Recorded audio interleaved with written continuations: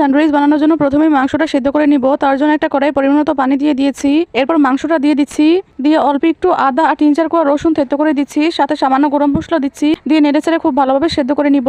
সেদ্ধ করা হয়ে গিয়েছে, এবার আমি তুলে নিচ্ছি। এরপর অল্প একটু শসা, গাজর আর পেঁয়াজ কুচি নিয়েছি, এগুলোকে খুব ভালোভাবে চেপে আমি রসগুলো ফেলে দিচ্ছি। এরপর মুরগির মাংসটাকে একটু হাত দিয়ে ছাড়িয়ে নিচ্ছি।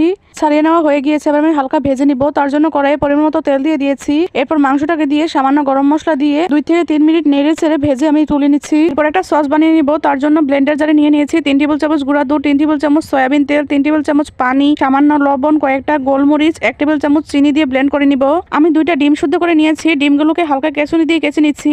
সাথে দিয়ে দিচ্ছি মুরগির মাংসগুলো, 3-4 চামচ গুঁড়ো দুধ আর সেই তৈরি করে রাখা সসটা অল্প অল্প করে দিয়ে ভালোভাবে মিশিয়ে নিচ্ছি একসাথে। আমি হাফ চা চামচ লবণও দিয়েছিলাম, যেটা আমার স্কিপ হয়ে গিয়েছে। এরপর একটা পাউরুটির স্লাইস নিয়ে উপরে সবজিটা দিয়ে দিচ্ছি, দিয়ে উপর থেকে আরেকটা পাউরুটির স্লাইস দিলেই তৈরি হয়ে যাবে আমার দারুণ স্বাদের এগ ও চিকেন